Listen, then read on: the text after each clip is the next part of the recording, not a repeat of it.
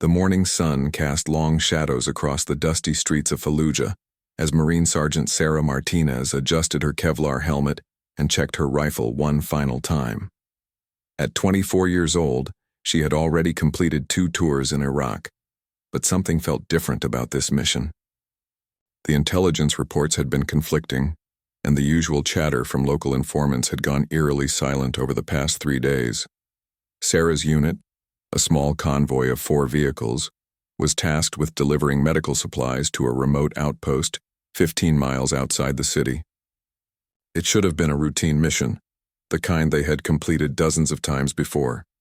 But as they rolled through the narrow streets lined with concrete barriers and abandoned buildings, Sarah couldn't shake the feeling that they were being watched. The convoy commander, Captain Rodriguez, had chosen the route carefully, avoiding the main roads where improvised explosive devices were commonly planted. They took a winding path through residential neighborhoods, past children playing in dusty courtyards and women hanging laundry on rooftops. The locals barely looked up as the armored vehicles passed, a sign that had learned to live with the constant presence of military patrols. Sarah sat in the passenger seat of the second vehicle, scanning the windows and rooftops through her scope. Her driver, Corporal Johnson, hummed nervously under his breath, a habit he had developed during their first deployment together. Behind them, 2 more vehicles followed at a safe distance, their gunners alert and ready. As they approached a T intersection, near an old mosque, Sarah noticed something that made her blood run cold. The street vendors who usually crowded this busy corner were nowhere to be seen. The tea shops that normally bustled with activity stood empty, their metal shutters pulled down tight. Even the stray dogs that typically roamed these streets had vanished. She grabbed her radio and was about to warn Captain Rodriguez when the world exploded around them. The lead vehicle disappeared in a massive fireball as a roadside bomb detonated with devastating force. The shockwave hit Sarah's vehicle like a giant fist, shattering windows and sending metal fragments flying through the air. Before she could process what was happening, muzzle flashes erupted from windows and rooftops on both sides of the street. The distinctive crack of AK-47 rifles filled the air as insurgents opened fire from carefully prepared positions. It was a classic ambush, perfectly timed and expertly executed. Corporal Johnson slammed on the brakes and tried to reverse, but Sarah could see insurgents emerging from buildings behind them, cutting off their escape route. They were trapped in a kill zone with nowhere to run and no cover except their damaged vehicles. The radio crackled with desperate voices as the surviving members of the convoy tried to coordinate their defense. Captain Rodriguez's voice was absent from the chatter, and Sarah realized with growing horror that the lead vehicle had taken the full force of the explosion. The third and fourth vehicles were returning fire, but they were vastly outnumbered and surrounded. Sarah kicked open her door and rolled out onto the street, her training taking over despite the chaos around her. Bullets whined overhead as she low-crawled to a position behind the engine block, the only part of the vehicle that might stop rifle rounds. She could see muzzle flashes coming from at least a dozen different positions, and more insurgents were arriving every minute. The battle that followed would test everything Sarah had learned in her years of training and combat experience. But nothing could have prepared her for what was about to happen next, or the incredible journey of survival that would push her beyond every limit she thought she had. The firefight erupted with savage intensity as Sarah found herself pinned behind the twisted wreckage of her vehicle. The insurgents had planned this ambush perfectly, using the narrow streets and multi-story buildings to create overlapping fields of fire that left the Marines with almost no room to maneuver. Sarah's rifle barked repeatedly as she engaged targets moving between buildings. Her marksmanship training served her well, but for every insurgent she dropped, 2 more seemed to take his place. The enemy fighters moved with practiced efficiency, using doorways and windows to pop up, fire a few rounds, and disappear before return fire could find them. Corporal Johnson had taken shrapnel in his leg from the initial explosion, but continued to fight from behind the rear tire. His M249 squad automatic weapon chattered steadily, sending bursts of suppressive fire toward the rooftops where snipers had taken position. The heavy machine gun from the third vehicle added its voice to the battle, but Sarah could hear the rate of fire slowing as ammunition began to run low. The radio traffic told a grim story. Half the convoy was dead or seriously wounded, and the survivors were running out of ammunition fast. Captain Rodriguez was confirmed dead, along with his entire crew. The fourth vehicle had taken a rocket-propelled grenade hit and was burning fiercely, black smoke billowing into the desert sky. Sarah realized they needed to move or die. Staying pinned in the kill zone would only lead to their inevitable destruction as the insurgents closed in from all sides. She grabbed her radio and tried to coordinate with the remaining vehicles, but the static-filled responses told her that their communications were being jammed. A new sound joined the battle as mortars began falling around their position. The insurgents had brought heavy weapons to ensure no one escaped their trap. Sarah watched in horror as the building next to them collapsed in a shower of concrete and dust, the result of a direct mortar hit. That was when she made the decision that would save her life but nearly cost her everything. Sarah spotted an alley between two buildings that seemed to offer the only possible escape route. If she could reach it and work her way around behind the insurgent positions, she might be able to call in accurate artillery strikes on their coordinates. She grabbed every piece of ammunition she could carry and sprinted toward the alley as bullets kicked up dust around her feet. A burning sensation across her shoulder told her that at least one round had found its mark, but adrenaline kept her moving. Behind her, Johnson's machine gun roared as he provided covering fire, knowing he was sacrificing himself to give her a chance. The alley was narrow and filled with debris, but it offered concealment from the main firefight. Sarah pressed herself against a bullet-scarred wall and tried to catch her breath while blood seeped through her uniform from the shoulder wound. She could hear the battle raging behind her, the volume of friendly fire decreasing with each passing minute. Using hand signals she had learned in urban warfare training, Sarah began working her way through the maze of back alleys and bombed-out buildings. Her goal was to reach a radio antenna she had spotted on a tall building several blocks away, where she hoped to establish communication with coalition forces and call for immediate support. But the insurgents had anticipated this move. As Sarah emerged from behind a pile of rubble, she found herself face-to-face with 3 fighters who had been waiting in ambush. The first rounds hit her before she could even raise her weapon, spinning her around and sending her crashing to the ground in a spray of blood and concrete dust. Pain exploded through Sarah's body as the first 3 rounds slammed into her chest and abdomen. Her body armor absorbed some of the impact, but the close-range shots still felt like sledgehammer blows that drove the air from her lungs and sent her tumbling backward into a pile of concrete blocks. The insurgents moved closer, confident they had eliminated another American soldier. But Sarah's training had taught her to fight until her last breath, and somewhere deep inside a voice was screaming at her to survive. As the fighters approached to confirm their kill, Sarah managed to draw her sidearm with trembling hands. Her first shot caught the nearest insurgent center mass, dropping him instantly. The other 2 fighters scattered for cover, but not before Sarah had wounded a second man with a shot to the leg. The brief firefight that followed was desperate and chaotic, fought at point-blank range among the rubble and debris of the destroyed neighborhood. When the shooting stopped, Sarah found herself alone but riddled with bullet wounds. The insurgents' AK-47 rounds had found their mark repeatedly, and she could feel warm blood pooling beneath her body. Her tactical vest had stopped several rounds, but others had found gaps in her protection, tearing through muscle and bone with devastating effect. Sarah tried to count her wounds but kept losing track as shock began to set in. Her left arm was shattered, hanging useless at her side. Multiple rounds had punched through her legs, and she could feel at least 3 more wounds in her torso. Blood loss was making her dizzy, and she knew she had minutes, not hours, before she lost consciousness permanently. But giving up was not in Sarah Martinez's vocabulary. Drawing on reserves of strength she didn't know she possessed, she began crawling toward what remained of a bombed-out apartment building. Every movement sent waves of agony through her broken body, but she forced herself to keep going, leaving a trail of blood on the dusty ground behind her. The building offered concealment, but little comfort. Sarah found a corner where fallen concrete beams created a small shelter, just big enough for her to hide while she tried to treat her wounds. Her first aid kit had been damaged in the fighting, but she managed to salvage some field dressings and began the grim task of stopping the bleeding.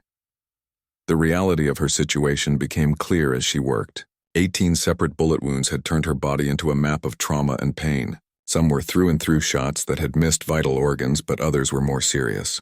A round had nicked her femoral artery, and despite her best efforts with a tourniquet, she was still losing blood at an alarming rate. Sarah's radio had been destroyed in the fighting, along with any hope of calling for immediate rescue. She could hear vehicles moving in the distance and occasional bursts of gunfire, but whether they belonged to friend or foe was impossible to determine. The insurgents were searching the area systematically, and she knew it was only a matter of time before they found her hiding place. As darkness began to fall over Fallujah, Sarah faced the most difficult night of her life. Fever from infection was already setting in, and delirium came in waves that made it hard to distinguish between reality and nightmare. She clutched her pistol with her one good hand, determined to take some of her enemies with her if they discovered her location. The sounds of the city at night were a symphony of terror. Distant explosions, the rattle of automatic weapons, and the wailing of sirens created an atmosphere of constant danger. Sarah knew that coalition forces would eventually mount a rescue operation, but she also knew that standard procedure called for a 24 to 48-hour wait before sending troops into such a dangerous area. She would have to survive on willpower alone until help arrived, fighting against blood loss, infection, and the growing certainty that she might die alone in this concrete tomb she had chosen as her final battlefield. The first night was an endless nightmare of pain and terror that tested every ounce of Sarah's mental and physical endurance. Fever raged through her broken body as infection began setting in around her multiple wounds. She drifted in and out of consciousness, sometimes waking to find insurgents searching nearby buildings with flashlights and shouted commands in Arabic. Sarah forced herself to remain absolutely still during these terrifying moments, barely breathing as enemy fighters moved through the rubble just feet from her hiding place. Her pistol remained ready in her good hand, though she knew that firing it would give away her position and bring down overwhelming force upon her small shelter. As dawn broke over the destroyed neighborhood, Sarah assessed her deteriorating condition with growing alarm. Several of her wounds had reopened during the night, and fresh blood stained her improvised bandages. Her water supply was nearly gone, and she had not eaten anything in over 24 hours. Weakness was making even simple movements incredibly difficult. But Sarah's military training had taught her that survival often came down to making smart decisions under impossible circumstances. She began rationing her remaining water, taking only small sips when the thirst became unbearable. She also started a mental routine reciting her name, rank, and serial number to keep her mind sharp despite the fever and blood loss. The second day brought new horrors as the insurgents expanded their search pattern. Sarah could hear them systematically clearing buildings, sometimes using explosives to bring down walls and expose hidden spaces. The sound of their voices grew closer with each passing hour, and she knew it was only a matter of time before they reached her location. Around midday, Sarah's worst fears nearly came true when 3 fighters entered the ruins of her building. They moved carefully through the debris, calling out in Arabic and occasionally firing shots into dark corners to flush out any hiding coalition forces. Sarah pressed herself deeper into her concrete shelter, trying to become invisible among the shadows and rubble. One of the insurgents stopped just meters from her position, so close that Sarah could smell his cigarette smoke and hear him breathing heavily in the desert heat. For what seemed like an eternity, he stood there scanning the area while Sarah held her breath and prepared for what might be her final fight. A distant explosion finally drew the fighters away, and Sarah allowed herself to breathe again. But the close call had shown her just how precarious her situation had become.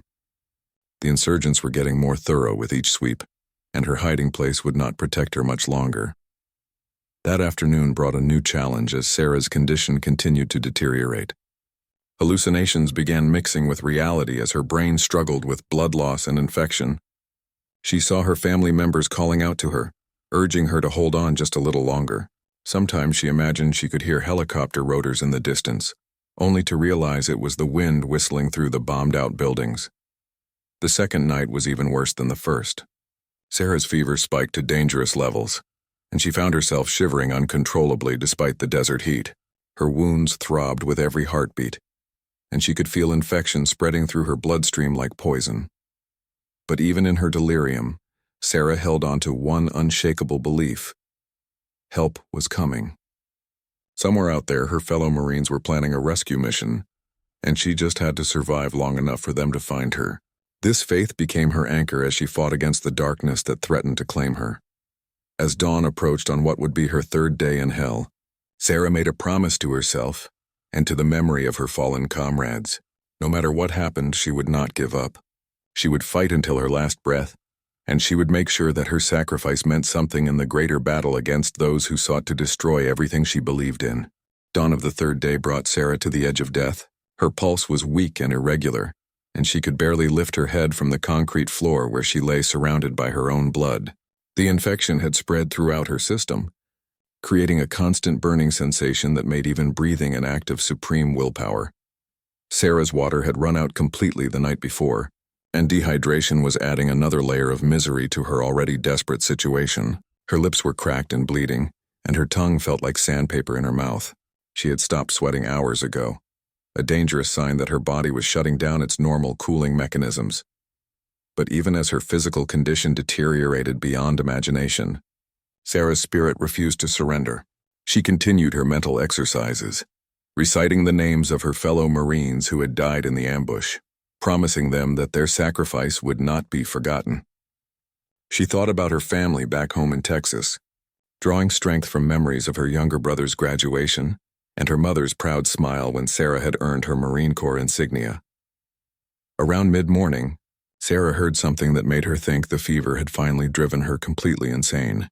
In the distance, barely audible over the ambient noise of the city, came the distinctive whop-whop-whop of helicopter rotors. But this was different from the hallucinations she had experienced before. The sound was too consistent, too real, and it was growing steadily louder. Sarah forced herself to focus, fighting through the fog of pain and delirium to listen more carefully. There were multiple aircraft, and they were flying in a tactical formation that suggested a combat mission. Her heart began to race as she realized that this might be the rescue operation she had been praying for. The helicopters passed overhead without stopping, and Sarah's hope began to fade once again. But then she heard something even more beautiful than the aircraft engines, the sound of American voices calling out in English. A rescue team was on the ground, and they were searching building by building through the neighborhood where her convoy had been ambushed.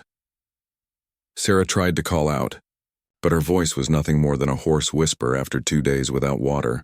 She attempted to fire her pistol to signal her location, but her hands were shaking too badly to aim properly, and she could not afford to waste her last few rounds if insurgents were still in the area.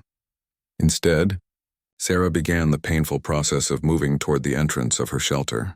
Every inch was agony as she dragged her broken body across the debris-covered floor, reopening wounds and leaving fresh bloodstains on the concrete. But the sound of friendly voices gave her strength she had thought was long gone. The voices were getting closer now, and Sarah could make out individual words being shouted in tactical radio protocol. Someone was calling for medics, and she heard references to casualty evacuation procedures. The rescue team was professional and thorough, exactly what she had expected from elite special operations forces. Sarah managed to position herself where she would be visible from the main entrance to the building, though she remained partially concealed in case insurgents were still watching the area. Her pistol lay ready beside her, and she prepared to identify herself as a friendly force when the searchers finally reached her location. The wait seemed to last forever, though it was probably only a few minutes. Sarah could hear boots crunching through rubble and debris as the rescue team methodically cleared each room and corridor. Their voices were calm and professional, but she could detect an undercurrent of urgency that told her they knew time was running out. When the first figure appeared in the doorway, backlit by the desert sun and wearing the distinctive gear of a Navy SEAL, Sarah thought she might be looking at an angel sent to carry her home. The warrior moved with practiced efficiency, his weapon raised and ready, scanning for threats while his eyes searched every shadow and hiding place. Sarah tried to speak but could only manage a weak gesture with her good hand. The SEAL saw the movement immediately and spun toward her position, his rifle trained on her location until he could determine whether she was friend or foe in the dangerous urban battlefield. The Navy SEAL who found Sarah later told her that he had never seen anything like what she had endured and survived. When his flashlight illuminated her position in that concrete tomb, he initially thought he was looking at a corpse. Blood covered almost every inch of her uniform, and her face was so pale from blood loss that she appeared to have already died from her wounds. But when Sarah managed to whisper Marine in response to his challenge, the SEAL immediately called for his team medic and began the complex process of keeping her alive long enough to reach proper medical care. The medic, a combat veteran with years of experience treating battlefield trauma, later admitted that he had never worked on someone with 18 separate gunshot wounds who was still conscious and coherent. The extraction itself became a race against time as Sarah's vital signs continued to deteriorate despite the medic's best efforts. The SEAL team had to clear a landing zone for the medical helicopter while fighting off insurgent attacks that seemed to come from every direction.